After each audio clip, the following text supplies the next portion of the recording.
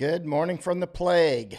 It's 0318 here in the morning in Chiang Mai, Thailand on 10 April 2020. I've started a fast yesterday. And so if you want to fast with me, you can go ahead and start now. When I say fasting, I mean really fasting. I don't do the one meal a day stuff, although I might do that in the future sometime. I'm actually fasting, like not eating, only water and coffee, no milk, no sugar, no nothing. Vitamins, I'll take vitamins, but nothing caloric whatsoever. And I'll do it for until I'm finished. The longest I've ever gone fasting was 20 days with zero food. 10 days is easy. You can do that. That's like a joke. But let's see how long I want to go. If you want to fast with me, get started. Soda water's okay. Get started. All right.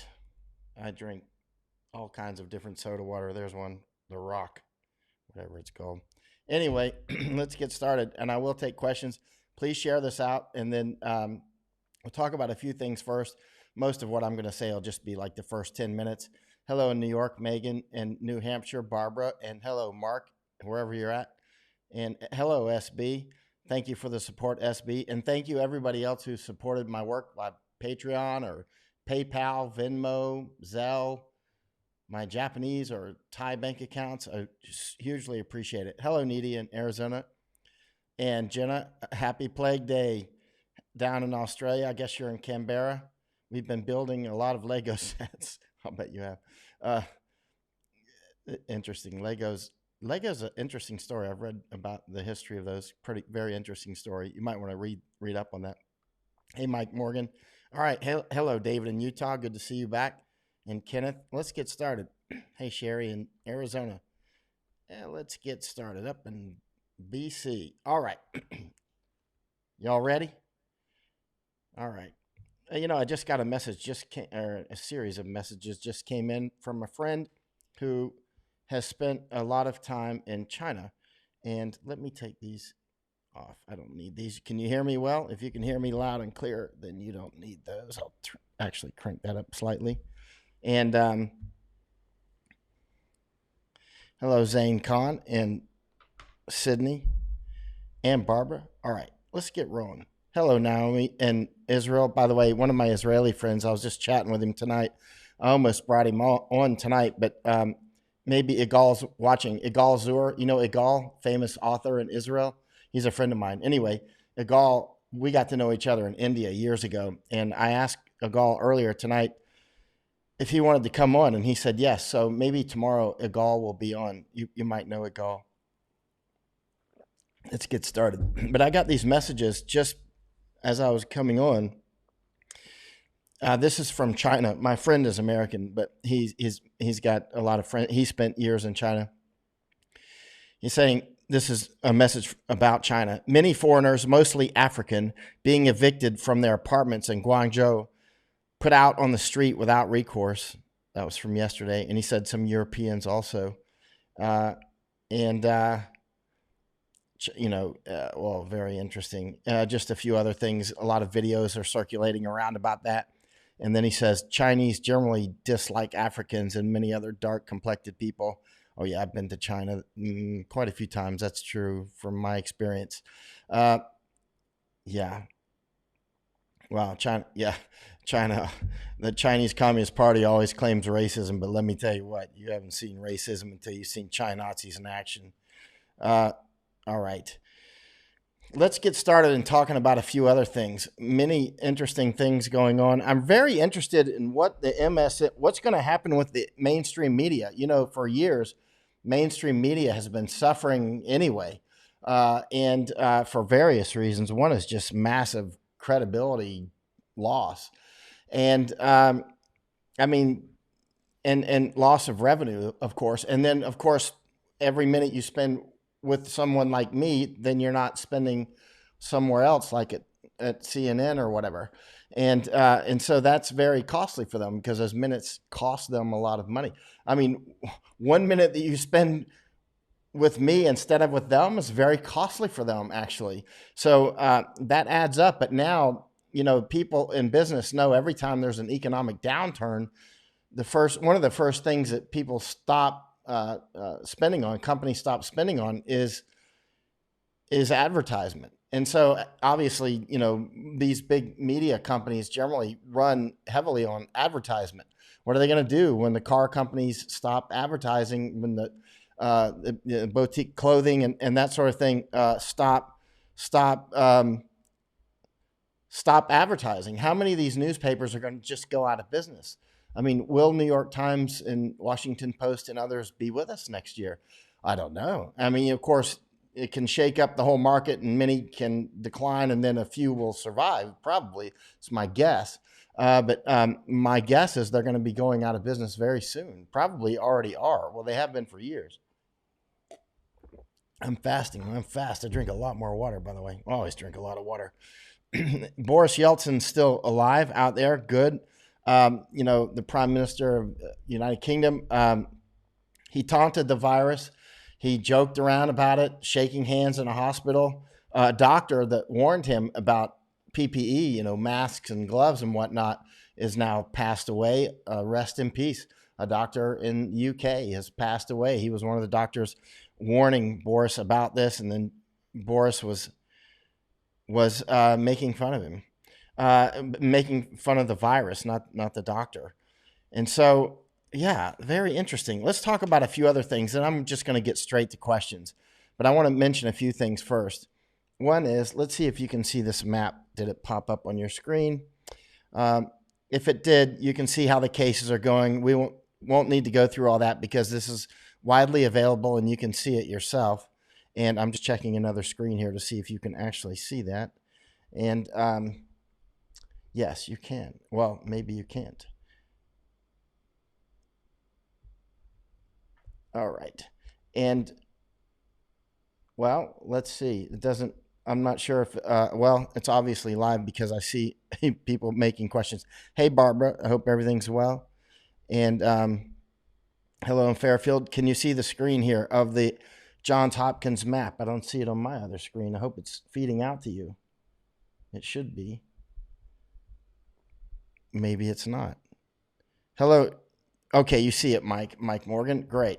It's not showing up on my other screen over here. Right, so I'm not going to go over that screen very much because you can see it yourself. You can go online and look at it. And you can see the numbers are going up. Just remember, just a month or 2 months ago, if you would have told people 2 months ago that this number, when did this even start? But when this first started, it was just a few cases and people are like, it's just the flu.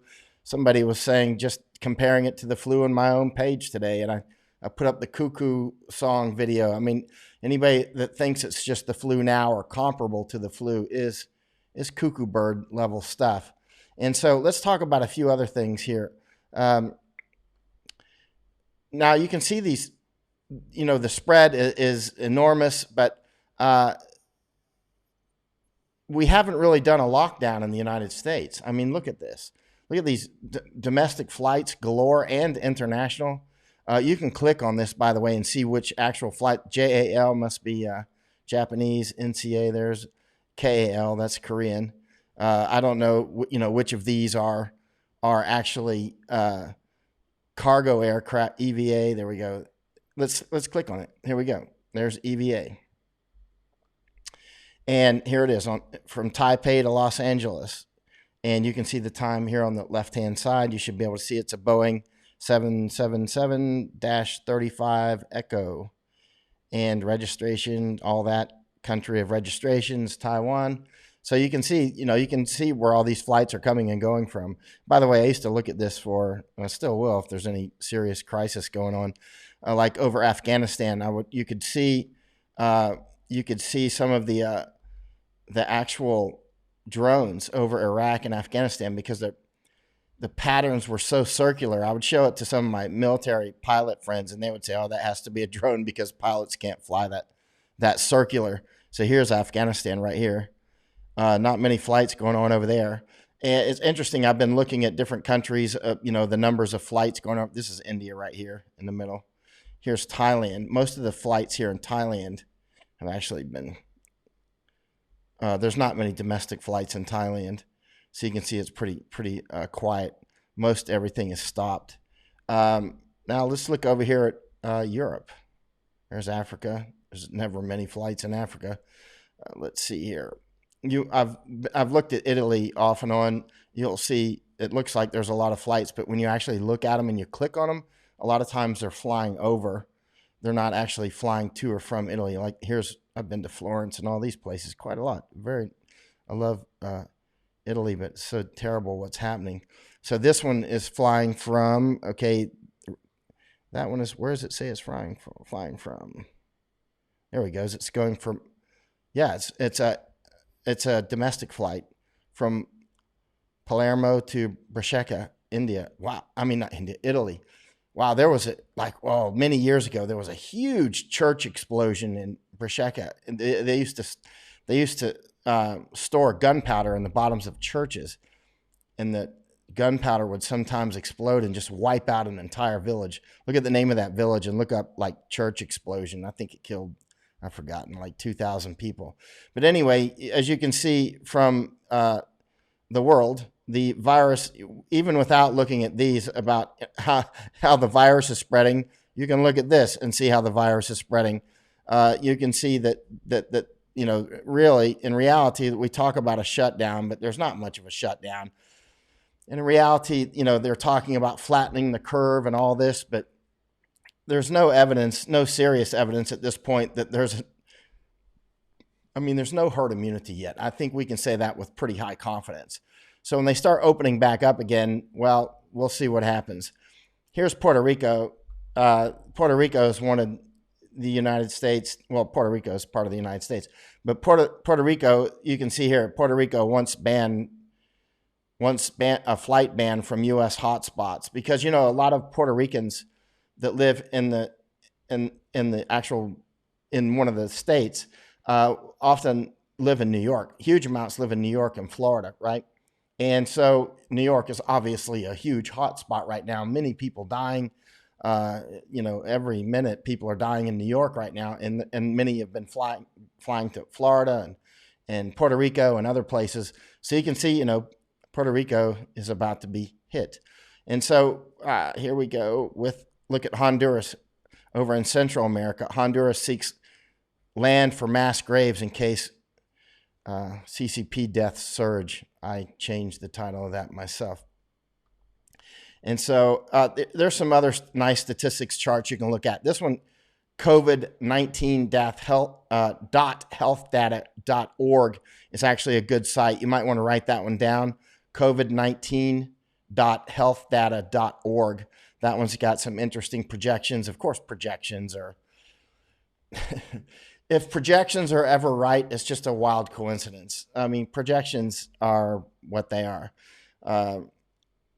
And they're also very good politically. If you have your people set very much higher projections than you actually project or estimate might happen, then if a number comes in lower, you can say, see, the measures we took actually lowered, it's just smoke and mirrors, political smoke and mirrors. But this is also a nice site, COVID-19 stats.global. Actually, one of our great people on Facebook who's often on my Facebook actually published this one.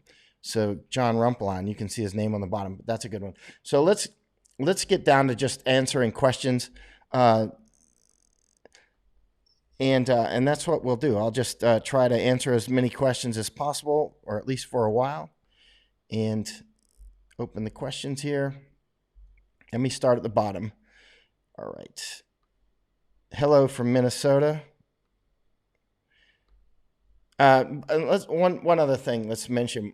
It's clear. I mean, the United States government is printing, or at least producing, more money, whether it's currency or whether it's electronic. I don't know what the actual, but the bottom line is it's going to cause inflation. It's going to cause, a lot of people are still putting faith in the government, but remember, this is the government that's doing all kinds of crazy stuff now that at the highest levels told us not to wear masks, right? This is the government that told us not to wear masks.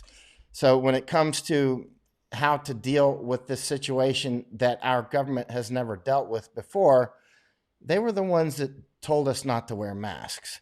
And so I'm actually concerned that you could be looking at real serious civil unrest in the United States at some point in the not too distant future. I don't know. Nobody knows. But certainly with approximately 17 million people unemployed now and more going unemployed every microsecond, it's really terrible. What's happening, and people haven't gotten their $1,200 check yet from the government, and many apparently won't even get them till September, if they ever get them. And it's starting to look like a lot of people, you can see people chatting about it, that the government just waived this $1,200 check to pass this bill through in a record bill in record time without any time to really consider it. Rush, rush, rush, rush, rush. Here's $1,200. Here's $1,200, and passed it. No $1,200. You got to fill out all these paperworks. Multiple pages. Some people aren't going to get it. Some people are going to get it. Some people have to wait till June, July, August, September. And then what'll happen then? My guess is, well,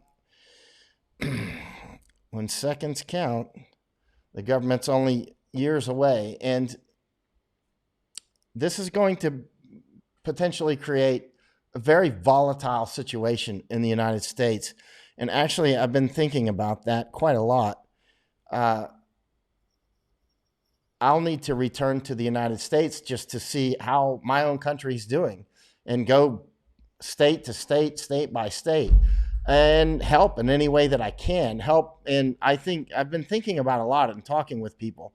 One way to help would be to go, because we're going to have to restart the economy ourselves. Our government is, look what they are. We're going to have to find ways so that we all do well ourselves, right? If we take care of our local families and ourselves, then the country will lift back up again. And I'm thinking about how I could help with my camera and my pen and my knowledge of the United States. I've lived all over the country and been around quite a lot. Would be to find people that are succeeding and put them on camera, not go to all the, woe be me stories, of which there's going to be a lot. But find the people that are actually succeeding and find their secrets. And so that they, hey, let's put the camera on you and tell us how's things gotten better for you? Let's hear some secrets so that people on the other side of the country can do the same thing, right? So that we can lift ourselves back up again. That's what I'm thinking about doing. Let this first wave, sweep over, and possibly the second wave if there's two waves of the virus. And then we'll start to see how the things are starting to shake out, and then go back to the United States and help get this thing started back up again. Maybe start in Key West and work my way from there, or maybe Puerto Rico. But there's Key West, so maybe just go back, and then just go up and see my country, and just go everywhere. Go with the farmers. Go with the small business is vital in the United States. I've been to a lot of countries that were communist before, and they were mostly dependent on big companies, and they didn't have the ingenuity that countries like the United States have, because you can benefit from in the United States, you can benefit from your labors, right? And from your innovation and from your risk taking and that sort of thing. And at no time ever have we faced such a challenge, not even World War II. This is really epically serious. Some people might think I'm overstating that, but I don't think so at all, actually.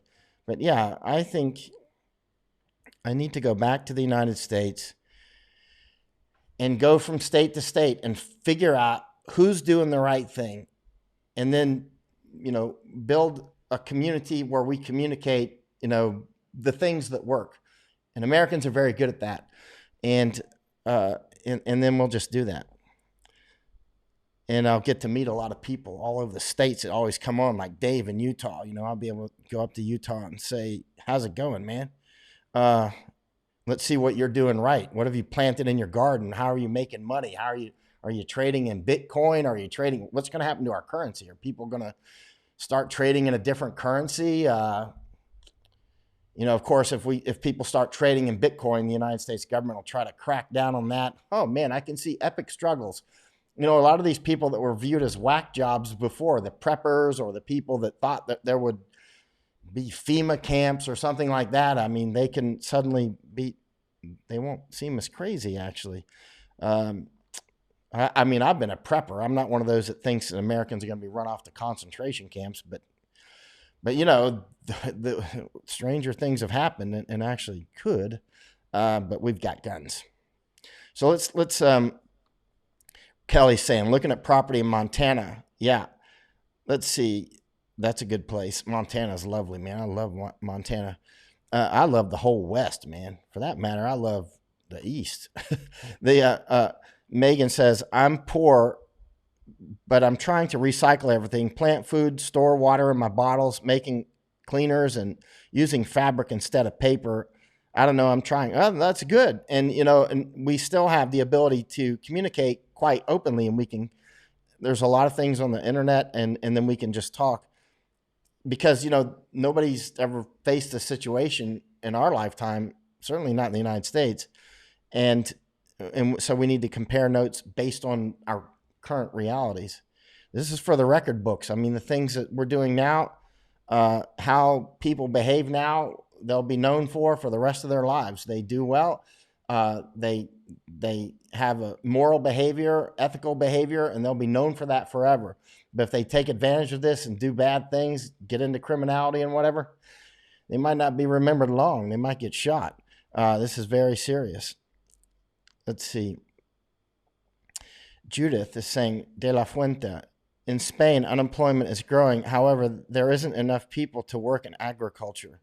Better to stock up with food, as prices will go up everywhere. Yeah, they will, as will inflation. That's why I keep saying, you know, food prices will go up. Now, you can look online and see all kinds of articles where food prices globally have gone down, but let's keep this in perspective.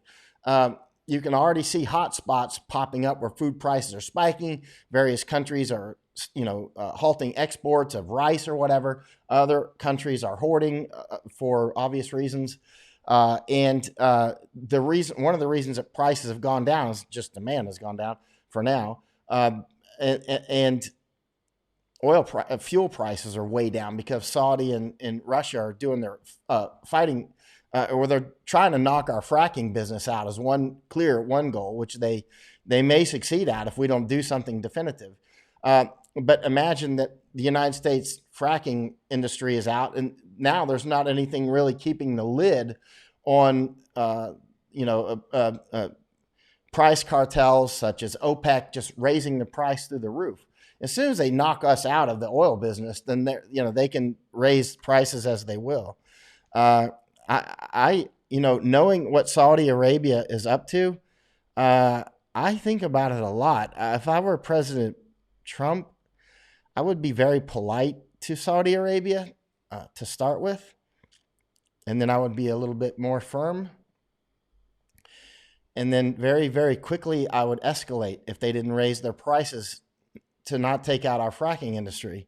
I would escalate to the point where it became clear, without me making the threat, that we can take out your oil, like militarily take out your oil. That'll raise the prices, and it'll put us right back in business. And if you think that some of us won't support that, that would be a mistake. A lot of us do remember that the 9/11 attacks did come from Saudi Arabia. They did not come from Iraq. They did not come from Afghanistan. There were some Al-Qaeda stationed in Afghanistan, and there were some in Florida, and there were some in Jersey, and and there was some in Germany. But Al-Qaeda had moved around from country to country, finally went over to Pakistan and Afghanistan because they kept getting kicked out of other countries. And Taliban was about to kick Al-Qaeda out, actually, when that attack happened. But the reality is, clearly, most of the hijackers on 9/11 were Saudis. There were no Afghans. There were no Iraqis. There was a Egyptian. There was from UAE, Jordan, I think. Was anyone from Qatar? I don't recall now, but most were of the 19 hijackers were Saudi. And it was, this isn't conspiracy theory. It's very clear and proven that top levels of the Saudi government were involved in that. What did we do? We attacked Afghanistan and Iraq. Uh, yeah, money talks, man. The American people, to some of the top leadership, clearly are looked at as cattle. We are farm animals to some of the top leadership, American leadership. Clearly, that's how they treated us. Saudi Arabia attacked us, but Saudi Arabia's got lots and lots of money. And so we attacked Iraq. Alrighty, beautiful. And we attacked Afghanistan, and we're still there. So, yeah, Charlotte says, up north in the winter, people depend on heating oil. Now imagine wintertime is really right around the corner. Yeah, it hasn't even hit summer yet, but wintertime is very close. Strategically speaking, it's like right around the next corner, right? And now take out our business and raise our prices. And now now imagine this year at winter time is going to be a much colder winter for a lot of people. A lot of people this winter time are probably going to have the heat turned down. Likewise, they're going to be, I bought 2 more fans actually, so I can keep my aircon off. I got my aircon on right now, so I don't start sweating when I'm on. But yeah, I got a couple more fans. I already had fans, but fans save money, obviously. Yeah, buy a CB radio now. Yeah, actually, I just got a shortwave, but not one that transmits. I'm going to get one of the. When I come back to the United States, I'll get them. I'll get the proper radios.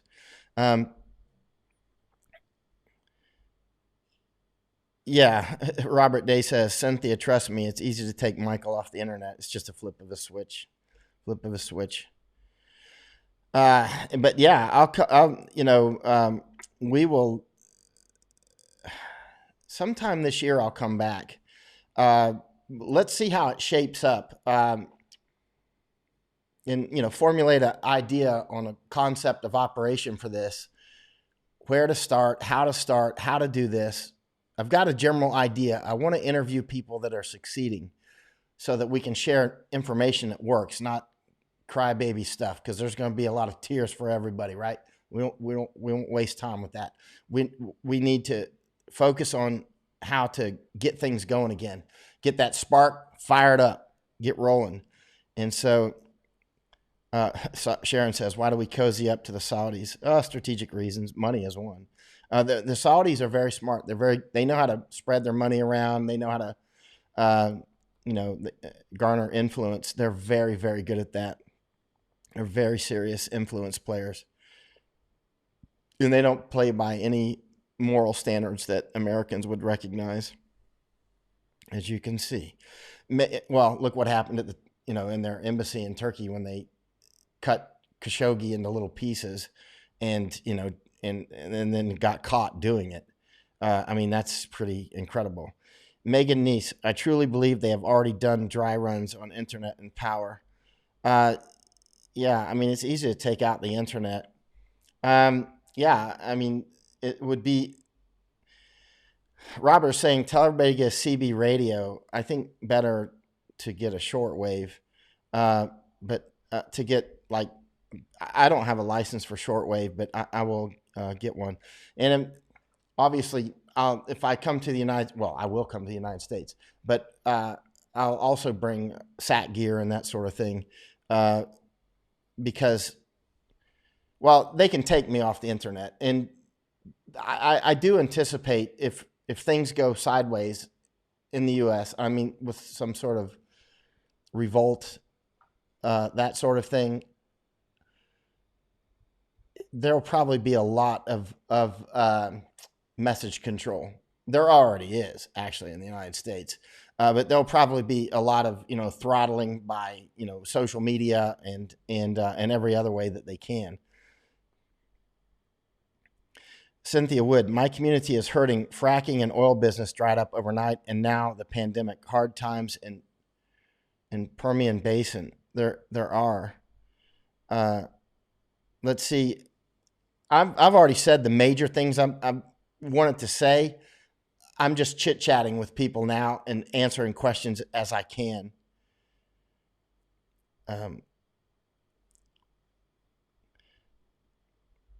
As Robert Day says, the internet will be next to be attacked. Michael Yon, trust me, the old-fashioned CB radio needs to make a comeback. people do need to have ways to communicate. Like maybe we can use a mesh system. Where's I gotta ask John Robb if he'll come on. Maybe I can get John Robb. Let me take a note here. He's on follows my Twitter, I think. John Robb, that guy's brilliant. He would send messages every once in a while about things, but he would know about things like this. If you know what mesh communications is, Hong Kong Patriots were using. I love Hong Kongers. They're really incredible. But they were using a mesh app, and the way the mesh app works is you put the app on your freaking Apple thing or whatever. This thing made in China, man. Anyway. So it doesn't need the internet.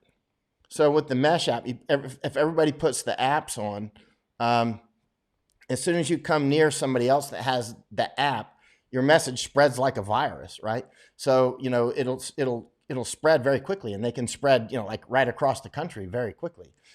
I don't know how they do their magic to make it work, but it's a very Hong Kongers were using that quite a lot. So when I would be in public, I would get all these messages because I set it to public, right? And so I would get messages like what's going on or whatever. Of course, the communist-loving police would try to spoof that, but it was also very effective. So the mesh can be one way that we can communicate. So we should keep that in mind. And there's probably a lot of better ways to communicate as well. But like Robert is saying, we need to make sure that we keep our communications open, whether it's walkie-talkies in your local area or using mesh. I mean, we can, do texting via mesh and that sort of thing. The one mesh company, wow, what was their name? I put it on, I published it a few times and I actually was using it, but I still don't remember the name. I think they're in Oregon, and there was like tens of thousands of downloads all of a sudden in Hong Kong, and then even more because Hong Kongers were using that mesh communication system. Hey, if anybody remembers what that mesh communication system is, can you put it up, please? Barbara says Boris Johnson is out of ICU. Great. Barbara says, yeah, good. I hope he gets out. And I hope I hope he survives. And now he's learned a lesson. Don't taunt Mother Nature. Hope he makes it out. Robert Day, California is attacking ham radio operators. They're trying to shut that infrastructure down. Check it out. It's not a joke. Hey, can you put a comment to that? Some of my friends are on using ham quite a lot. We need to talk about ham radio in a serious way, actually, like really talk about it. And the preppers talk about that for years, and like they should use ham radio. Hey, Heidi, let me see here. Bradley Nauman, I'm book rich, got a ton of books in the attic for when the internet goes out. Yeah, exactly. Sharon brings up an important point. It's a few little words here. No tax revenue.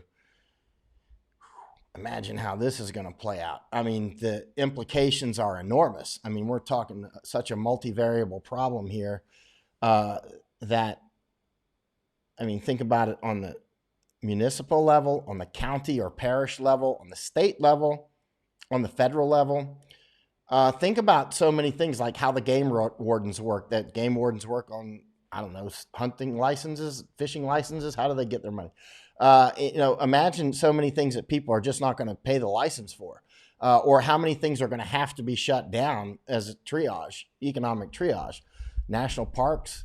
It's not like the country will end without national parks. The elk will still be rolling around out there. It might be better for them. I don't know. But I would hate to see. It would be a nice chance to see the EPA neutered a little bit, but I don't want to lose the EPA. I've spent too much time in countries like India and China that don't have a real EPA, or here in Thailand, the air can be fantastically polluted at times. The air in the United States and across Europe is extremely clean compared to here in Asia. So, I don't want to lose the EPA. I know that upsets a lot of people when I'm sitting here advocating for EPA. They need to be shackled a little, or cut their funding and focus on the big stuff. But if you've spent much time in places like China or India or just so many countries Without an EPA or without an effective EPA, you'll probably change your mind. Likewise with lawsuits, the litigious society that the United States has, that suing all the time for ridiculous stupidity stuff. But then you go to countries where it's almost impossible to sue, certainly without any success. And then you see, well, actually, we do need that.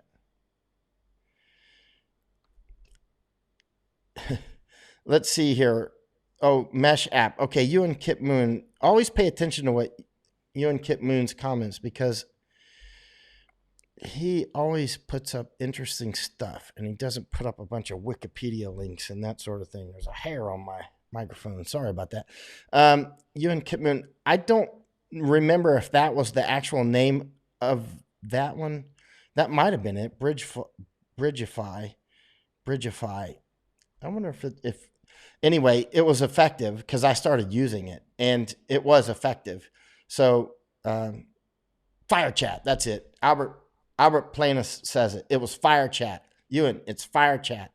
But a lot of Hong Kongers were using that too. And I don't know how well that would work for us. How will that work for us if we start getting cut off by, Facebook or just the internet, internet goes out? We can experiment, can't we? We can but that requires, certainly everybody downloading it. Yeah, see, Robert Day is saying, remember that most states are tethered to the federal income tax. When revenue goes down on a federal level, states are forced to raise everything else. Yeah. I think we're back down to that thing that a lot of us have advocated for years. Well, I'm not an anti-taxer. I think we need to pay taxes. There's stuff we have to pay taxes for. We need our roads and everything like that. But our tax system is absolutely ridiculous. It's just like look at this, for instance, this $1,200 money that people are supposed to get soon. Now, to pass this bill through, just 10 days ago, or when did they finally pass this? They're like, pass it here. Everybody's going to get $1,200. You're going to get it really quick, and boom. Has anybody watching this got $1,200? Any American watching this? And then they've already started changing the goalpost. They've already started, okay, you got to do this. It's a deduction for that. It's all this complicated stuff, multi-page forms. Then you got to wait. It's like, what? So in other words, it was a bait and switch. They baited Americans out not to put up resistance for this bill. They clearly baited. And the money went to the top less than 1%. It's clearly what just happened. They just hoodwinked the American people. That is utterly clear. And so what are people going to do when 17 million people are out of work? We're losing huge amounts of small companies, which in the United States is very important. Small business in the United States is like, how much of our economy is it? 50%? It's a huge amount. And they're going out they're just falling like flies right now. And there's so many bullshit jobs out there, is, the proper terminology for it, bullshit jobs that really don't do anything. Like making these IRS complicated forms. Just give out the $1,200. Give it out. And if there's leakage, of course there's going to be leakage. Of course there's going to be fraud. Of course. There's going to be that anyway. But they're creating these obstacles and pains and just like I strongly think that we could be, because people have talked about this for generations, we could be looking at a taxpayer revolt. Literally the things that crazy people used to talk about. I mean, it can be the things that Main Street people talk about now, and having a national sales tax, period, because we need to pay taxes. But how are you going to collect the taxes? How are you going to collect the taxes when, first of all, the tax base has gone so low, and now everybody's going to try to save every penny? They're going to start trying to hide every amount that they can from the IRS. So what's the IRS going to do? They can't go after everybody, especially when cutting their taxes, cutting their revenues, cuts their ability to do that as well, right? So I mean, it's a war type situation. The more that they're, the less revenue they have, the less ability they have to collect it, right? I mean, when are they going to open the courts again? When are they going to open the courts where they can take massive amounts of people to court for this stuff? Uh, they're setting up for, first of all, the anger of Americans and frustration of Americans and the desperation to say, look, that's it. You got to make something simple that the average 10th grader can understand. Like you pay 6% sales tax on everything you buy, period. That's it, 6%, whatever. Everything you buy, 6% sales tax. That's it. No more filling out forms. No more, it's just like, and that's it. At county level, have to put up their county level tax and whatever. But what are they going to do when people, first of all, can't pay, and then cities start to collapse, which will happen. Garbage collection will stop. There'll be rats everywhere. Police won't be there. And so let me ask questions. I can talk all night, but I would rather hear what others say. Here's the link to consider, Michael. Okay, I'm going to check that off. Off-grid survival.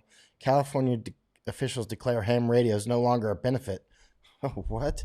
Or they're always going for stuff in California that are clearly, they make everybody's antenna quiver that wants freedom. They're always doing things like take your weapons, do all kinds of things, massive tax rates, trying to wrest control into the control of the government. I'm a little government type person. We need to pay taxes. We need to have a strong government, but it needs to be a lot weaker than it is now, a lot weaker. Individuals need to be unleashed, as Ronald Reagan might say. The individual American is the one that can lift this thing up back in the United States. And the world's going to depend on the United States economy lifting back up. Because without the U.S. economy, the Chinese economy is dead. It's dead too. Well, it's dead anyway. I don't see China rising back from the ashes like a phoenix. If anything, they may end up in famines and the Civil War. I don't know what's going to do. It's hard to predict. You can predict all day long, but it's hard to be right. Let's put it that way. But without, the U.S. economy really taking off, first of all, our military will become like the British military. And I've been in combat with the Brits a lot. Very professional, very courageous, very good soldiers, very under-resourced. Not enough of anything. Vehicles always breaking down in combat. Not enough helicopters, not enough drones, not enough this, not enough that. Radio doesn't work. I'm like, how do you can't defend the United Kingdom without the United States, which, they're basically our cousins or even closer, so we would definitely, if somebody attacks Britain, come to their aid instantly. But I've seen how the British military is due to their dwindling tax revenues, and that could be the U.S. military instantaneously. Right now, they're having problems with recruitment. Considering stop losses. If you know what stop losses are, it's basically like, hey, you're getting ready to get out of the military, and they're like, oh, nope, you've been voluntold for another year because you signed up for all this, or even taking people out of retirement and that sort of thing. And hello, Pavo. Are you in Poland? Oh, you are in Poland. Welcome back from Poland. Happy not to go to Thailand. It's madness there. Actually, in Thailand, it's quite nice. Thais are, I'm not in fear for, the problems in Thailand can be similar to the United States. Like crime is going to increase, clearly. I mean, the Thai police have been warning about that, of course, just like American police have been warning about it. I mean, crime rate's going to go up in Thailand. It's going to go up in America. It's going to go up in Canada. I mean, that's just normal. When the economies do this, crime goes up. It's, period. And so, but otherwise, like, I'm not afraid of the Thai army or anything like that. They've got good discipline. Bradley Nauman, I'm more worried about power vacuums happening due to disease, plus all the nuclear weapons in the world. That's a big deal. It is a big deal, Bradley. I mean, I take that quite seriously. Jesse Taylor Britton, California equals emotional abuse will beat you down and make you weak and dependent. Yeah. I lived in California twice, and I love California as a state, and there's so many great people come from California. It's a complex state. It's really more like a country. It's actually Florida. I grew up in Florida, but I went to school in California twice, and California is sort of like a country. And in Florida, where I grew up, is sort of like California super, super, super, super light. like Nepal is India super, super, super light. You know what I mean? Like there's a lot of complexity in Florida that a lot of people don't realize. But California's got that like, well, like 100 times, well, at least 5 times more. But Dobra wieczór, Pavel. And let's see what Kelly is saying. One of the things I see is important to bring things back is that people begin to do things old school. Buy from mom and pop. Yes. Bring back the local butcher. Yes. And that means, you know, FDA ain't going to be up on everybody's business all the time, for better and for worse. It'll be for both, for sure. I mean, buy from mom and pop. Bring back the local butcher, pharmacist. Yep. Move to more rural communities. Yep. I'm a travel agent working solely on commission. I had to invent a job for myself when I couldn't find a job. I love what I do in this stuff storm. Travel agents were helping their clients where the large Expedias, etc., were leaving people on hold for hours. Be old school. I'm praying for a renaissance. Yeah, Kelly. I mean, and become connected more with our own communities, because, you know, if you really look around you, depending on where you live, you're going to find people with a lot of different skill sets, you know, that know how to do stuff that you don't know how to do. And, you know, like plant a garden. You might go, hey, that guy's got a really good garden. Go knock on his door. Hey, how do you do this? You know, and ask him how to do it. Right. And he'll probably stop and help you out. Into a hi, Michael. He says, I'm a bit fascinated with your apocalypse view. Things you see in movies, can that really be happening now post pandemic? I'm not saying apocalyptic. I mean, it could be. I mean, my imagination's pretty expansive, but you try to temper that with what do you think really might happen. It's very clear that our economy is collapsing. That's obvious. I mean, that's not imaginary. That's 17 million people unemployed. And by the time I've started this podcast already, or whatever you call it, live cast, till now, there's got to be many, many, many more thousands unemployed, if not tens of thousands, just in this amount of time. And so, yeah, I mean, we're going to have to reinvent a lot of things and do them better this time. And we got to get the government more out of our business into doing things that are important to us. Like, hey, your government, you shut up and you go build roads. You know what I mean? Get out of my life. You know, like the government telling people what they should do in their bedrooms and stuff. It's like, shut up. It's none of your business. If they want to do that, whatever. If they want to do this, go, whatever. It doesn't matter. America, be free, right? As long as they're not doing something that's truly criminal, then, you know, we need to get back to less, you know, on our backs about everything. Actually, the United States is very draconian. Out of all the, and it's weird because it's very free on one side. It's like a Hindu god with 108 faces. It's got one face that's very, very free, the United States. And it's got another face that's almost as locked down as like China. You know, listen, unless you've spent a lot of time in China and a lot of time in the United States and quite a few other countries, that may sound weird. But for somebody like me who spent more than half of my life outside of the United States in 75 countries total, in 48 states, I went to California at school twice. I grew up in Florida, lived in Massachusetts twice, North Carolina twice, Ohio. I've seen our country. And there's only 2 countries I've done at least 1,000 international border crossings, right? At least 1,000. I've only had problems in 2 countries, Israel and the United States. Oh, and Hong Kong. They kicked me out of Hong Kong on February 5th. But that's because I'm giving communists a hard time supporting Hong Kong freedom fighters. You know, let's face it, I'm surprised they didn't kick me out earlier. I'm surprised they didn't shoot me or something. But anyway, 3. So United States, Israel, and obviously the Chinese communists kept me out of Hong Kong, because the Hong Kong freedom fighters I wildly support. And that's one thing. Listen, when I get back to America, we'll talk about Hong Kong and talk about ways we can support them that we're not going to talk about online.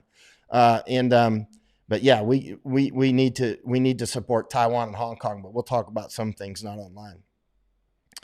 Hey, Catherine, Depends on the state you live in. But yeah, I mean, the U.S. government in many ways is quite actually draconian. There's so many. Well, if you've lived around the world much, you'll see what I'm saying. Uh,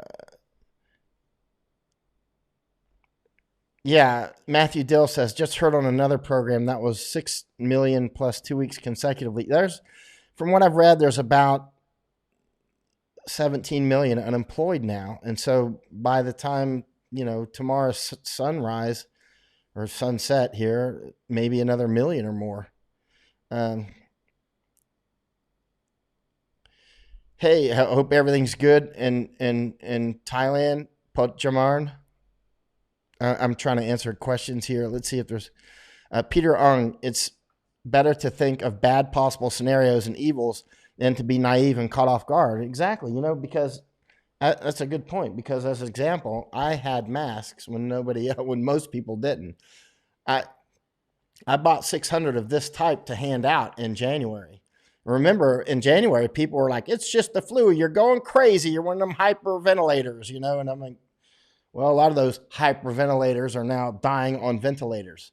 But I had masks, and I bought 600 more to hand out to friends in Hong Kong and here in Thailand, right? I used actually that kind of mask. I keep it. Often I'll keep them outside to get in the sun. But yeah, I mean, I'm a positive cup half full man. But at the same time, let's be realistic. I'm out there in a real full contact world where cups get broken all the time. So let's be realistic about things. But at the same time, we've got a lot of human capital here in Thailand. Real hard, very courageous people with a lot of skills. So Thais can raise themselves back up quickly as well. Teflon Thailand. It's not called Teflon Thailand for nothing. Hit it with something and it rolls off. It's like I call it bamboo. It's so tough. I mean, it bends. The winds are heavy, and then it's still there. It didn't break. Thailand's tough, man, and Americans are too. But Americans are only at their best when things get really bad. So we're about to figure out who the great ones are and I have a feeling we're going to see a large leadership shakeup here. We'll see. In the United States, because we're going to start finding out who managers are and who leaders are, right? Because we've been managed, and the managers who've been for years, people said, when you're in the military and you see a person that's just an officer or just an NCO, but is not really a leader, they'll call them a manager, right? It's an insult, it's a heavy insult.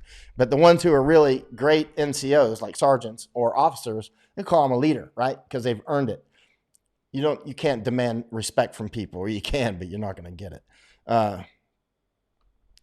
Put Jamarn saying, Michael, do you think the PM 2.5 mask filter is sufficient? That's the one I brought to hand out to people. Oh, yeah. Yeah, definitely. I mean, this is what medical people are using. Yeah. The only reason I don't wear this one, a couple of reasons. One is it's not as comfortable, actually, as this one. I like this one's more comfortable. That's the one I like to wear. It's my 3M 7500 series. That's a 7502. Which way? 7502. You can see it. And this one's not as comfortable. And sorry about that. And actually, they're more expensive. Even if these are only $2 each or $5 each or whatever. When I got this, it was only about 20, and then a few bucks for the filters. I've forgotten how much. They just last longer. I did the costing out, and I was like, this is going to save me huge money instead of changing that out once or twice a day or 3 times a day or whatever. It's much cheaper to get the good mask. And I'm telling you, you might not believe it, but this one is a lot more comfortable. It's a lot more comfortable, and it seals better. It seals a lot better. It seals better, and you look like Top Gun. You can go, talk like Mav, like you're about to shoot down a Russian or something. Okay. But that's it. I would go with that, definitely. Yeah, definitely switch to eyeglasses for this. Good idea. According to the virologist, with this particular coronavirus, it's mostly getting into us from our mouth and our nose, but also to a lesser extent, they're saying through our eyes, but not through our ears. Or I don't know if it can get through cuts, though. I'm actually interested in that. I'm gonna guess yes, but I don't know. I don't know. It's better to gotta take that from the Pavel Gajek is saying from Poland, mask and glasses, guys. Your eyes matter here also. Talk, talk, talk, talk. Yeah, for sure. I could use some piercioni right now, but you know what? I'm fasting. Let's see. Or some borscht. Let's see. Vicky, where do you stand on letting people go back to work and practicing mitigation? Well, I've been thinking about that a lot. You can imagine I've been thinking about it a lot. Well, let's look back at this map. Let me show you something here. Let's look at this. Uh-oh. Let's look at this. Flight radar 24. Uh-oh. It's flight radar 24. I have to. Looks like it's gone. There we go. Flight radar 24. Can you see it? Is it popping up? Flight radar 20. Yeah, there it is. It'll pop up in just a second. It'll pop up in just a second. So when it comes to mitigation, in reality, it's going to pop up as soon as that screen goes off. In reality, there are already huge numbers of people still circulating. I mean, internally, and I mean, in reality, it's a half measure quarantine. There's not really a quarantine, but it's destroying the economy. And so seeing how it's actually playing out, because remember, since January, I've been saying we should ground all flights from China and all flights that are coming in from countries that are letting people come in from China, and all Chinese nationals, unless they've been in the United States for a while. If they've been in the U.S. for a month or two longer, long enough that the infectious disease experts say, okay, they would have presented symptoms by now, then okay, fine. But any Chinese national that was coming into the United States should have been quarantined back since January. And I was saying that back since January. Remember, I bought this one in January. I bought that in January. I was looking at some of my emails. I was talking with one of my friends. He's a very interesting friend. I'd love to have him on, but he'd have to get permission from the government to come on. But he reached out to me on January 11th. He was like, look, this is a serious deal with this thing. And this guy, let me tell you, he's a very interesting guy. And I was already paying attention to it. If you were watching my live streams, you would hear me mention every once in a while, like, what's going on with this virus in China? What's going on with this? Anyway, just pay attention to it. And I would keep going about Hong Kong fighting. And every once in a while I'd be like, pay attention to that virus. And then we start getting into about, I don't know, January 23rd-ish, I think, is when I was like, hey, pay attention. This is serious. And then certainly by the 27th, I was buying these 600. And I think on the 27th or 29th is when I did an official post on Patreon. I was like, everybody get masked right now while the getting's good. So on my Patreon, which is free to everybody, by the way, you don't have to be a subscriber to my Patreon to have seen that message. Everything on my Patreon is free, but please hit my Patreon. You're helping other people see stuff. But if everybody who paid attention to me in January got these when they were cheap, and we're already wearing them. Like when I got kicked out of Hong Kong on February 5th, when I was coming back in, I was wearing a mask. So if you look at me online getting kicked out, you'll see me. I was wearing not this mask. I was wearing another mask that's across the room. I was wearing a mask like this. You can see the photos of me being detained. I was wearing a mask and I was wearing gloves. And that was February 5th. And so, yeah, the Red Plague. Hey, Megan, I've been watching you since you were in the streets of Hong Kong around Thanksgiving. Yeah, that was something else, wasn't it? It's a wonder. Wow, it's something else. I'm surprised they let me stay in that long. Jenna Thacker saying, I watched a YouTuber fly from Florida to California the other day, and there were 4 other passengers on the plane. I don't know how they could afford to keep flying. Yeah. They might be carrying cargo or the flight back as well, but they might just be doing cargo flights or something along those lines. I don't know. SB is saying, Mike, my airline pilot friends report that the domestic airlines are a hot mess. One airline had early captain retirements with 600 plus pilots taking it. One airline grounded its fleet of 757s almost a year before their scheduled retirement. Others extended leave 3 to 6 months. My friend, who is a regional airline pilot, is grounded for a week with many flights canceled. I am surprised so many passenger aircraft are still flying. Any thoughts out there? I don't know. You probably find stories about it online, but I'm going to just take a wild guess that a lot of it might be due to cargo. They might be carrying cargo. I don't know. Barbara Summy, they say China is not letting the wet markets sell cats and dogs. What have you heard? I don't know. China's a big place. Bradley Nauman is saying, have you seen the speech made by the imam in Gaza about the coronavirus? Let me guess. Let me guess what he's saying. He's probably saying something about the Israelites or something. I don't know. He's probably blaming it on the Jews. I have no idea. You know, when in doubt, blame the Jews. Or if you're Chinese Communist Party, when in doubt, blame Japan or the United States, or better yet, blame Japan and the United States. That's always a winner in China.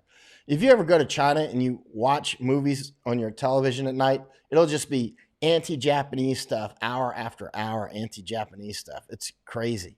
It's just like there'll always be a drunk Japanese soldier coming in with his uniform, and he's got a bottle of whiskey, and he starts raping some young girl, and then he murders her and her family and stuff. It's like hour after hour. They've been building this hatred against Japanese. Like, for instance, when I went to the museum at Nanking, there's a huge museum, Disneyland level quality. If you've not been there, you might not ever go at this point, but that thing must have cost $50 million. I mean, it is massive. It is incredibly well done, and it's just a hate farm. It's just made to create hatred against Japanese. Now, why would they do that? Because for years they've been setting up to do to Japan and to Taiwan what they've done to the Uyghurs and what they've done to Tibet. I always tell my Japanese friends, you need to throw out Article 9 of your Constitution, which is a part of their Constitution, basically to neuter the Japanese ability to defend themselves. They need to throw that out, and they need to build their military up as strong as they can get it. Japan needs to build a warrior culture again, because I'm tell you what, China's got one, and China will come and get it. Let's see, Ward, my childhood friend, has posted something, but I can't read it because it's a link. Oh, when you do put a link, please put a sentence or two. Introduction is helpful. That way people will know if they want to click through or not. Thanks for putting it up there, Matt. Matthew Dill, Delta should be kicking itself for retiring NWA's cargo fleet of B-747 Charlies, I'll bet. Mark Haza is saying, Michael, why do no other part of China get hit as bad as Wuhan? I don't know. Although they closed it down. They closed down Hubei province, right? So they didn't let people from Hubei keep traveling to other places, but they let them come to Thailand. They let them go to the United States and Europe and Italy, and they let them go all over the place, right? They let them go to Spain. They closed down Hubei province from China internally, and then they let them spread around the world. First-degree murder. Chinese Communist Party has committed untold acts of first-degree murder just with this virus, and grabbing up everybody's unknown numbers of masks. Yeah. All right. Thanks, Ward. Let's see. Barbara says Japan is giving their companies money to come back to Japan from China. Or I don't know. What is your thoughts? Is this true? I don't know, but it should be out there if it is. It should be widely reported. Bradley Nauman is saying, he says the coronavirus was a soldier sent by Allah. Right. All righty then. Let's see. He's like one of those kook jobs in Florida or Louisiana that keeps these mega churches open, like, wow, we'll be protected by God. Or the Mexican president who thinks his medallions will save him from the virus. Or Boris Johnson, who's out there shaking hands in a hospital taunting the virus. There's so many people that are just like Don't you understand? That's a virus, and it doesn't care about you. It doesn't care about your religion. It doesn't care how rich or poor you are. It'll smack you in the eye, and that's sorry, that's my dog, and that's what it's done. Jenna Thacker, yes, and it's just happened around their New Year, so everyone was traveling more. Oh yeah, Chinese New Year, exactly. I'm gonna shoot up to the top and see if because there's a lot of questions I just shot right by. Oh, Eduardo Suga saying, I'm start fasting tomorrow with you on April 10th. All right, good. Are you in Brazil? Good. Hello from Israel and Pflugerville, Texas, California. Let's see. I was looking at Israeli statistics as well. Hey, Zane in Sydney. Hope everything's good. Let's see. Mike Morgan is saying, how do we get rid of Fauci? Just keep saying get rid of Fauci, and enough people say it and he'll become too much to carry. And also the Surgeon General, what a clown. That guy, the Surgeon General, the Surgeon General is even worse than Fauci. Can that be? Could be. But the Surgeon General is like, don't wear a mask. Remember that tweet that he did? He was like, come on. What did he say? Something like, come on, people, telling people not to wear masks. The only thing the Surgeon General didn't like to wear a mask because he had a bone in his nose because he's a witch doctor. Seriously. He was saying don't wear a mask because that was the U.S. Surgeon General. And now when they try to make anti-vaxxers, and I'm not an anti-vaxxer. I got a lot of vaccinations last year to return to India, right? I'm not an anti-vaxxer at all. But when they're trying to make these anti-vaxxers look crazy, it's not going to work. Because when the Surgeon General and the CDC and the World Health Organizations all come up and lie to our faces, transparently lie to the point where even a junior high school student can see it, I don't trust them on vaccines either. You can't just turn your lie switch on and off, They're liars. And yeah, Maura was awesome, SB. She's going to be coming back, actually. Rodney Ward said she'll be coming back as well. Actually, let's see if she sent any messages since I've been on. But I'm going to get her so that she can do her own podcast and she can just do them whenever she wants. We're having some little tech issues to get to that point. I don't see any messages from her right now. All right.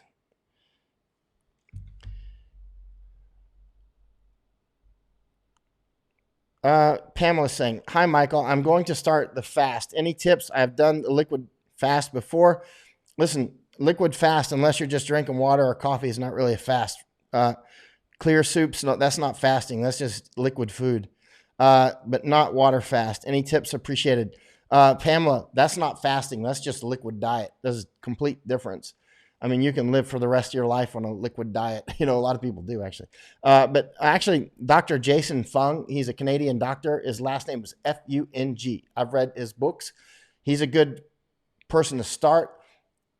And you can see him on YouTube as well. And he also talks a lot about diabetes and all that. I don't fast. I don't have diabetes. But he talks about that as well. And by the way, obesity and other comorbidities like diabetes seem to be greatly increase your chance of dying from the CCP virus. So obesity and diabetes, and you can knock diabetes in the head. Pharmaceutical companies, of course. Now, when you say something like this, pharmaceutical companies don't want you to know that because they just want to make money. That sounds all crazy. It sounds like crazy talk. But let's face it, pharmaceutical companies don't want you to cure your diabetes on your own because it costs them a lot of money. I mean, bottom line. But I'm talking about type 2 diabetes, not type 1. But read Dr. Jason Fung's books. And you can read them very quickly and you can start fasting unless you've got some kind of serious problem. Which you'll know about, I think, like type 1 diabetes, but read his books if there's any question about it. But hey, Cindy and Cynthia, Cindy Smith in West by God, Virginia. Let's see. Yeah, I wonder what's going to happen, Mike Morgan, to the MSM. I wonder how many are going to get shaked out here just in the next couple months. I mean, how many are going to be? We're going to be reading headlines about major media outlets that go bankrupt. It's probably going to be a significant number. Georgine Madigan Stoner. Hey, Mike and all, we're very nicely here in New Jersey. I hope everything's good. Yeah, the dinosaur media, Kevin Greenleaf says. Julie Cheney in Georgia. Georgia, great place. Zane Khan says, recently in December, I was in China. They are the most racist and selfish people on earth. When I say that, especially to Americans who are so politically correct, they'll be like, you can't say that they're racist because that's racist. And I'm like, you just go on over to China and see for yourself and have a good time with that. And, right? They don't even hide it, man. They'll put signs up. It'll be like no Africans. It's pretty, they don't even hide it. It's very obvious. Oh, they don't hide it at all. But then they'll go over to the United States and start, Americans are xenophobic racist because they're cutting down flights from Hubei. After China cut down and basically quarantined an entire province of Hubei, what was it, 80 million people? I can't remember.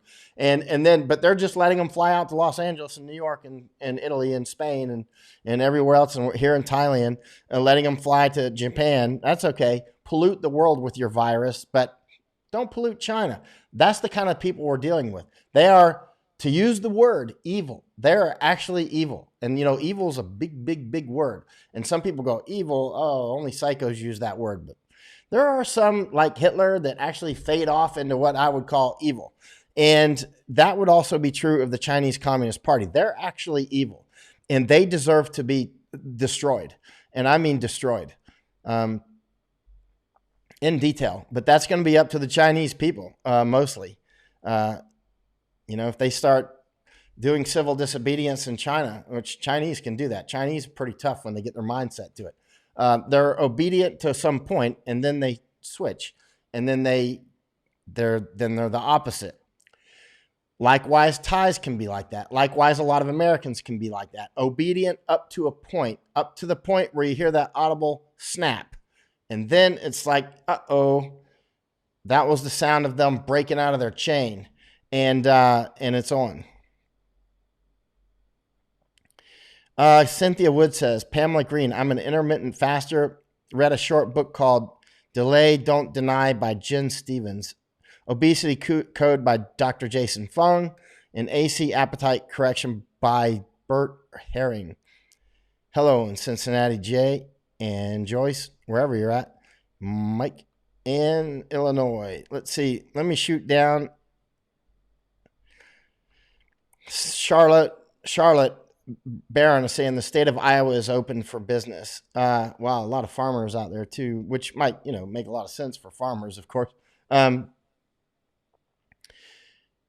Somebody asked earlier, what do I think about the shutdown versus just opening it back up? I mean, that's a question obviously on a huge amount of people's minds. The extremist train of thought is leave it wide open and let it burn right through. And people that want to guard themselves, then you self-contain. You can do it yourself. It's within most people's power to do it themselves. Not everybody. Some people will be caught up in it and won't be able to get out of it. But you can't make a decision based on that. This is war. And so, like when your submarine or your ship gets hit, sometimes those, ship captain have to seal off part of the ship with sailors in it and they're going to drown, right? And that's the kind of level of war we're at here with this virus. You can't make a decision that's going to leave everybody in the open air. Some people are just going to die. It could be you or me, but big decisions have to be made. But if you can many people can quarantine themselves. Many people can do it quite effectively, or at least enough that it reduces their chance dramatically of getting infected, right? And the people that want to take a chance, let them take a chance. Like the young people that want to get out there and let it roll and want to go to spring break or whatever. Should they be allowed to do it, even though they'll be bringing it back to their grandparents and everybody else? What do you think? I mean, obviously, but what we don't know is if they're actually able to be reinfected. And there's a big question about that now. Can they be reinfected? Or if they can, this is too new. Nobody knows. Nobody knows the factors. If you knew they could not become reinfected, that might change you might go, well, okay, just let it burn and we're going to take a huge amount of casualties, but we'll get through this quickly and then we'll get their economy restarted. Otherwise, we're dragging this bad boy out. Like you remember not long ago, the president was like, churches will be filled by Easter or something along those lines. And I was like, no, they won't. Or if they can, if they want to, they'll just kill their whole flocks or huge amounts of them. They can. And I was like, no, they won't. Clearly they won't. And now, and a lot of experts were saying that too. And then they're like, 30 days to save America. I'm like, it's not going to be that fast. I think that they're waving that carrot because they want people to have the strength to stay in for April, right? But that's not going to stop it. There's no way that's going to stop it. There is enough information now to realize that. That's not even enough to control it. There is enough information already to see that. And that requires some anthropological information too, like me, having lived all over the United States and been in the U.S. military and been out with U.S. troops in wars and stuff. I know enough about our various cultures in the U.S. that you're not going to lock down the United States. And it's not locked down anyway. It's just slowed down. And so what would you do if you were president? Well, first of all, the president doesn't have infinite power. Each individual does have power. There are constitutional rights. Can you actually be arrested for being out on the street? Well, I'm sure you can be arrested, but is it going to stand up in court? Actually, how many courts are even open? But later on, when courts are open, how many are going to, they're going to say, well, that was illegal. You didn't have a right to actually detain that person. This is a big question because, in that situation, you can say, but he did have a right. There was a pandemic. And then the counter will be, well, there's a pandemic all the time. There's a common flu. People die from that all the time. There's people that die from this, people that die from that. So we should be able to pull you off the street too. You see where that could go. And it's a very serious train of thought that needs to be thought out. At this point, given how it is playing out, that there is no real lockdown anyway, but we are destroying the economy, I'm starting to lean, well, I have been for a while, because you could hear me last week starting to say, I'm starting to think maybe we should just open it up and do what John Batchelor suggested to me, not during interview, but when we were offline chatting, that, the people that want to quarantine, like me, I'll quarantine up to a certain point. But the people that don't want to quarantine, go out there, go to work, and you might get it and you might die. But that was your choice, big boys and girls, right? And that's your choice. And others will go, what about the children? And you're like, yeah, well, this is the world we live in. The world is not, this is not a nursery, right? So if some parent goes out and gets infected and bring it back to the child, there's not many children dying from this. Actually, how many have there been? Very, very few. But even if there were a lot of children, what's worse, taking that chance or your single mother or father or both being out of work and all the other things that come from that, which can be terrible. There's a lot of kids right now that were probably heading off to a great university life ahead of them, and it's gone now. They won't be going to university now, which may not be bad for a lot of people. College loans will probably be a lot less, or a lot of schooling online, that sort of thing. Yeah. So what would you do? Would you close it all down? That's one extreme, which you can't really do, and it's not being done. Or open it all up, just wide open, or something in between, which is what we're doing now, and it's not working. It's clear that it's destroying the economy. The economy is being destroyed. Every minute that it stays semi-closed down, it's completely destroying the economy. And it's not getting rid of the disease. It's not. It's just not. Yeah, we might, flatten the curve. And you know what? That really happens to the people that, it doesn't stop people. It just spreads out the disease for a long. So what are you going to do? Then you open it back up. People are talking about, then we have to open it up very carefully. How are you going to open it up very carefully? You know what I mean? Test everybody for starters, right? Wear masks, all kinds of things, but it's still going to spread. What would you do? Would you open it all up if it was in your power? Because anybody can self-quarantine, right, in the United States. This is not China. The United States isn't China where they can take you at the bayonet point and make you work at a factory for Apple or something. What about Apple products? What about their factories there? I wonder if everybody's there voluntarily in China. I don't know. I'm not casting any aspersions, but as a writer, it's something that I would really actually be interested in knowing about. Robin is saying, how long should the elderly stay in to stay safe? Nobody will know that until we all know it. But certainly, if you're elderly, I wouldn't go out right now, Robin. No way. And if you're going to, at least wear a very good mask. Don't go close to people. I mean, anywhere close. And stay, a short amount of time as possible. And I mean, some people have to go out for whatever to get food or something. And it depends on what country you're at, where you're at in America. Some people can't just order food to their doorstep because they live out in the boondocks, right? I would stay in as much as possible if you're elderly, for sure. And if you do go out, certainly with a mask, preferably get people to help deliver any food or any other things that you need, if you can do that.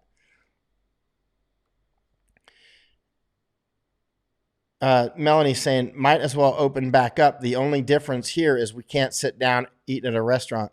Kentucky and Indiana have deemed most businesses essential anyway. Yeah, I mean, at this point, how much is it going to be worse? We'll overfill the hospitals, and then a lot of people die that probably would not have died. Now, stretching it out and smoothing it out means there's more time to work on therapeutics, develop therapeutics that work. Does ivermectin work, or hydroxychloroquine? Does it work? I don't know. But it gives a chance to figure it out. And if it does, I mean, mass produce as much as possible and get it out there, or something else. So flattening it out and stretching it out gives more leeway to do those sorts of things. It depends. It depends on what's most important to you. And for different people, different things are going to be important. I mean, if you've got a bunch of kids and you got to feed them, and keep in mind, everywhere is not America, right? There's other countries that have, like in China, or countries that don't have a big social umbrella or, parachute, let's say, if you're out of work, there's no parachute, right? And for a lot of Americans, it's like that as well, a huge amount.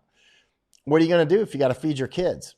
Are you going to just stop working, stay at home, watch the kids hungry, start eating the neighbors? You know what I mean? What are you going to do? Eat the dog? I mean, it gets down to that. And this so-called stimulus package bullshit, where's the money for everybody that was supposed to be getting $1,200 checks? Where is it? I mean, at some point, you got to start calling it bullshit. And we're getting to that point. Short tempers, it doesn't matter to me. I'm not going to get the stimulus package anyway, but it matters to a lot of people. It matters to millions of people. Where's their money that was promised in order for all these other big people to get that huge amount of money? Just like so much money that most of us can't even imagine it. They just got it. But when it comes to, other people that have to pay their electric bill, where's your money?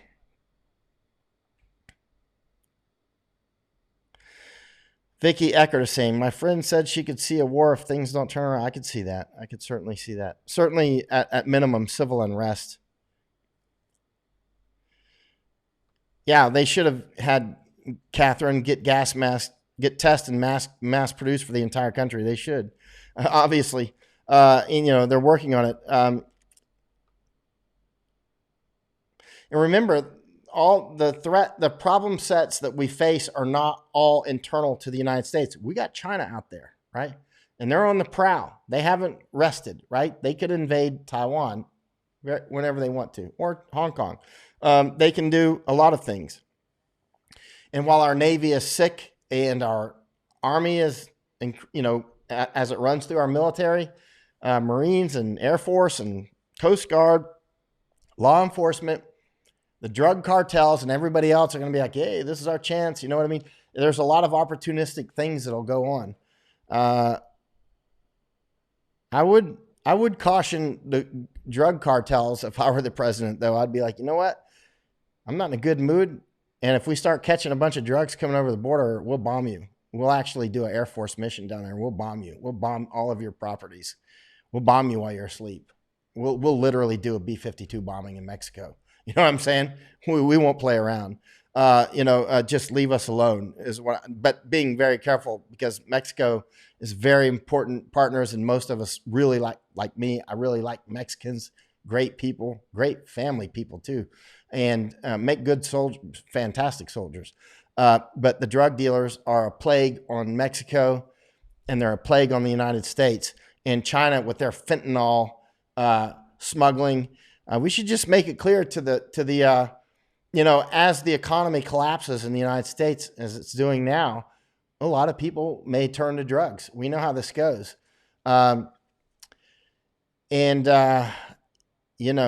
This may be a time to take more direct action against drug cartels. And I mean military action. Make it tough for them to alligator for dinner. I can go get one in an hour if I were in Florida. Let's see. Snowing in Kennebunkport. Wow, that's up in Maine. Is snowing up there now? What is this? What month is this? April? Well, I guess so. It's April. Still kind of early in the year for you guys. All right.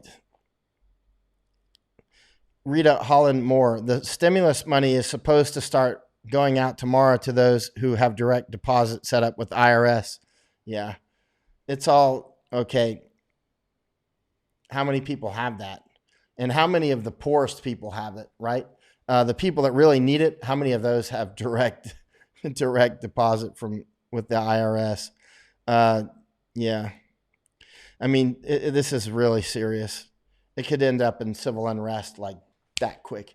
As soon as people are hungry, they're going to flood out, and they're going to start, doing the riot thing. And what would you do if you had kids home hungry? And there's a lot of people that just want a flat screen TV. They'll just be like, instead of getting the Campbell's soup, they'll be out getting the flat screen TVs and the Nike shoes and all that.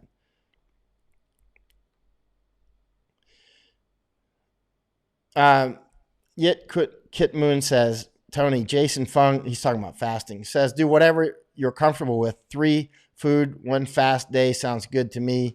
Even 16 hours daily fast should be effective. Aim for slow, long-term progress. Yeah, that's right. That's what, Doc, because, to build a habit more than a goal, to instead of doing everything in one big run. But I like fasting for a long time too, because it has effects on your mind that are quite interesting, actually. And you enter different, doors in your mind that you're able to explore. Fasting is very good about that. Catherine says, I'm all up about rounding up the cartels. Me too, actually. I would give them a warning. I'd be like, look, if you're an illegal alien in the United States, now's a good time to leave or to report to your place of business. You know what I mean? And leave. But if you're coming up here to sell drugs into the United States and you're an illegal alien, you're an invader. We don't need you, don't want you, and we will take care of you in a very direct way. Let's see. Greg Owen says, I figure there'll be a lot of guns bought with the $1,200 too, probably. Joanne Wiggins says, I'm retired and I get it. I have direct deposit. Did you get your $1,200 yet? I'd like to hear if you've gotten it yet, and if not, when you get it, if you get it. Let's see. Robert Day is saying, Peace Air Force Base in Portsmouth, New Hampshire. It's empty. What a crock. Well,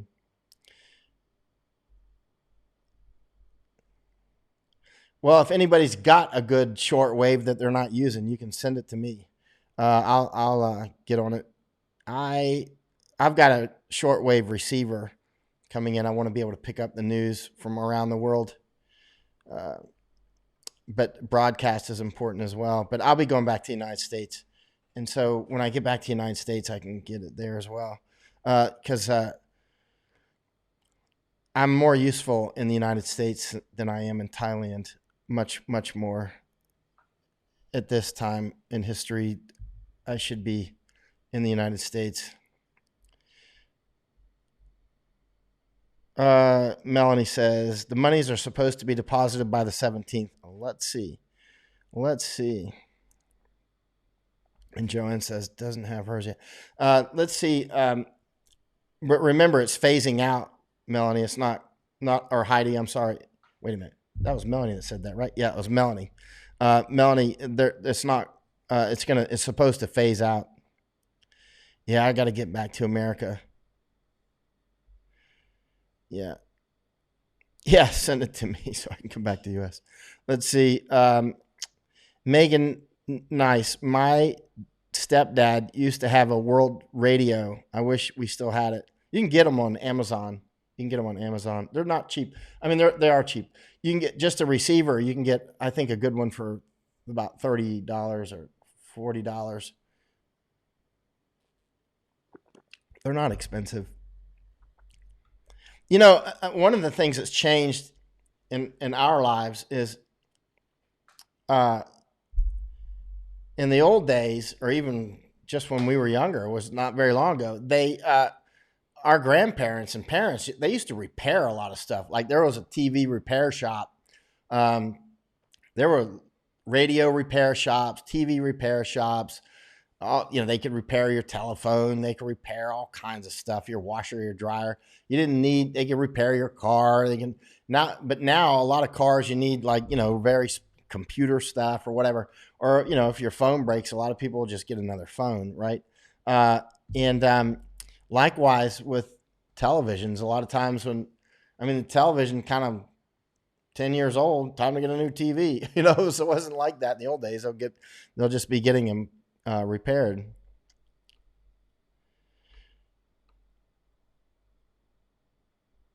Are you talking to me, Danielle Drummond? Are you making a documentary about all this? You mean me? I could. Actually, I just had made a trailer about doing a documentary for Hong Kong, and then this virus. I never showed it to you. I paid a lot of money and time, put a lot of time into it, and then the virus hit because I wanted to continue to help the Hong Kongers, and then the virus has done, something that. Well, there you go. You see what's happening. Jacob Crisp, visit Arizona when you get back stateside. My uncle and I would like to meet you. Maybe we can do some big meeting out at the crater. At the crater, you know what I mean? Get out there and spend a day and take a bunch of pictures.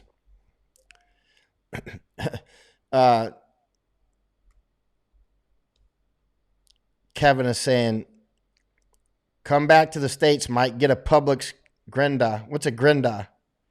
I love Publix. People that grew up where I grew up in Florida, we actually have, it probably sounds weird to a lot of people, but we got actually some loyalty to Publix, a grocery store. It's the first job I had where you actually, like a job where you paid taxes and stuff, you know what I mean? It was Publix, and it was a good job. And if you worked hard, you made pretty good money for a 14-year-old, mostly because it was like tips, which is what I still live on, is tips, right? Tip me. I'm still living like that 14-year-old, living on tips. But the harder that you work, the more tips that you got. So I would work really hard, and they treated me very, very good. Publix, and they taught a lot of important things to a 14-year-old that are important for. You see a lot of 30-year-olds that should go to 14-year-old public bag boy school. The parts were so expensive for electronics, it's cheaper to buy a new one. Yeah. But in the old days, you just take your television to the repair shop, or the repairman would come to the house and fix it, right? Hey, in British Columbia, Dave. Crater, Pine Stop, Show Low area. Yeah. Yeah. Well, I tell you what. Let me see what Melanie says here. Got an email from USAA CEO Insurance that they will be refunding 20% of our premiums for 2 months. Why are they doing that? What's up? Why are they doing that? There's got to be something more to that. Is it a long letter where they do it? You know what I mean? Um, Whenever they write long letters, just be careful. Something be hidden in there. Hopefully, it's a short letter like, "Hey, we're not able to do so and so, so we're going to give you some money back." Um, but yeah, Robert Day says, "Michael, don't leave too soon. Hong Kong will flare up again." Yeah, it will. They've kicked me out, obviously, on February 5th, but it's just a flight away, actually. And I was thinking also Taiwan, because Taiwan is another important fight against Chinese communists, and they are like Siamese twins or blood brothers and sisters with Hong Kong. Whereas Singapore, kind of a lot of Singaporeans turned their backs on Hong Kongers and sided with China, which is very bad. Robert Day says, "I'm laughing because I collect old radio consoles. Most of the ones made up in the 40s and 50s had shortwave band." Oh, I forgot about that. Hey, and those old TVs, if you don't know what you're doing and you open it up and you get in there, it's got that big capacitor to blow your fingernails off, right? I mean, it's like these things, you can be unplugged from the wall and still get smoked. Still got that capacitor in there. Larry Sommersdorfer says, "Portable KK9 full world band radio, FM shortwave and medium wave is $6. Wow. I wonder if it's any good." Yeah. Barbara says, "Come now. Maybe the price would be cheaper." I'm not going to come just yet. It wouldn't be. There's all kinds of reasons why I shouldn't come yet. But I will come, and it'll be this year. Let's see. Heidi Rosen says, "Allstate is supposed to be doing that to giving our money back. I heard on TV they must be true." Yeah. Okay. Well, let me knock off for today. It's 4:55 in the morning, so it's almost 5 in the morning here in Chiang Mai, Thailand. Thank you, everybody, for the support. Have a happy plague. Continue to prepare for it, because we're not anywhere near over. We're not even anywhere near the halfway point. We're like in the third round of a 20-round fight. You know what I mean? We got a long way to go. And just keep your head up and find ways to prosper, because the economy is not going to go away. Even prisons have. I was talking with one of my old friends earlier. He used to be a corrections officer, prison guard. And, we were talking about that because I was like, we were saying there'll still be an economy. It's just going to be very different. And we just have to adjust to it, which we can do. And yeah, Robert Day says those capacitors are made of paper and wax. I remember that now that you say that. Mark Elliott says, "Thanks for the great info, Michael. Listening to you since early February after I got back shortly after coming home from Scotland. When you're wrong, what's right feels wrong." Let me see. When you're wrong, what's right feels wrong. All right. Good night, sir. And y'all stay healthy. And if you want to fast with me, I did just start fasting again. This is my first day of another fast. I don't know how long I'll go, but stick with me side by side. Go at least 24 hours. You can do that. I'll probably go considerably longer than that. The longest I've ever gone is 20 days. I don't know how long I'll go this time. I might go 2 days. Might go 1 day. I'll go longer than 1 day.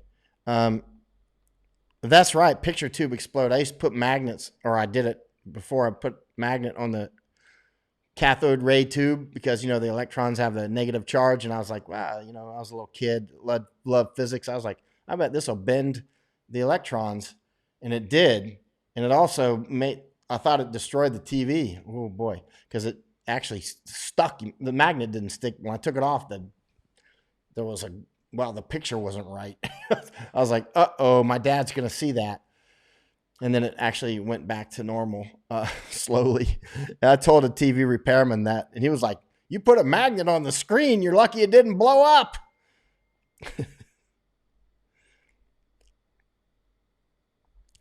Taze at McDonald's says, what are the chances of people suing the CCP, Chinese Communist Party? Oh, very high. The people are already doing it. So, yeah, very high. Greg Owen says, I would try a fast, but I have a prime rib thawed for Easter. Actually, one reason that I delayed fasting was because I had a lot of fresh food and I was eating it first because I don't throw away food. Let's see. The only time I throw away food is like if I'm being chased by werewolves and I want them to eat the food and let me go. Or I just want to carry it because they're going to catch me. All right. Yeah, it messed up my TV. Well, it didn't last for long. Oh, Joanne. Well, if you can't fast, then don't do it. All right. Yeah, there is a. Oh, yeah. Actually, on American Thought Leaders, they're talking about a lawsuit there. I watched that and I published it. And actually, I got several messages tonight from Jan Jekielek. He's the interviewer on American Thought Leaders. He does a great job. Jan is great. I've been on a show, actually. I was on a show with Eric back in Hong Kong about 3 or 4 months ago, right? And it's a great show. I mean, he's got hugely serious people. Maura Moynihan's been on there. I introduced him. And General Spaulding's on sometimes. Gordon Chang is often on. Just a star-studded group of people. I mean, serious people. I was quite honored when they asked me to come on. Let's see. Oh, man. Megan is saying Cook County has 600 inmates infected. Man almighty. Texas, 10,230 cases, 199 deaths. It's going to be a lot more soon. Yeah, we're still riding up. All right. There's some messages coming in. Let me see if there's anything important I should mention to you.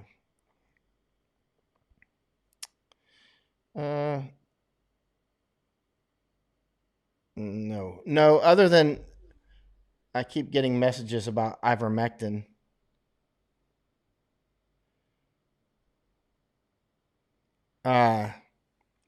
I'm not recommending anybody take anything.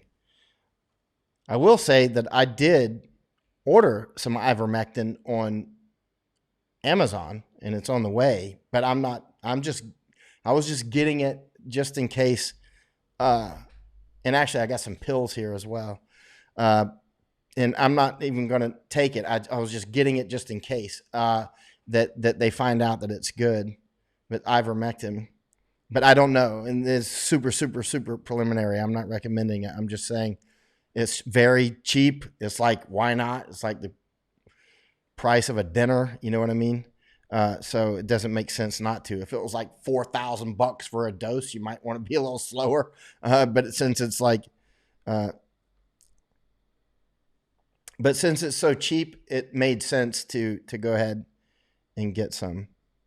Vicky saying riot in Washington facility last night because of COVID-19.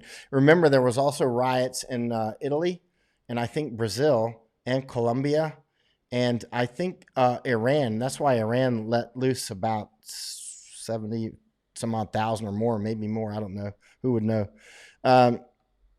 Larry says a missionary in Colorado just sent him a 3M 7500 and N95 medical mask. He couldn't locate any. Good for you. That's you send him one of these. These are really good. I like them. That's what I wear. That's my main battle mask right there. That's the one I actually wear when I go out. Except I wear it upside, not upside down. That's the one. That is my mask. I recommend it. Alrighty then. Melanie, I saw Gordon Chang speaking in a video about CCP virus being released by Wuhan Lab. I've seen him talk about it many times. I every time I see Gordon on, I stop and listen to him. Or if I see something that he's written, I'll stop and read it. I have for years, actually.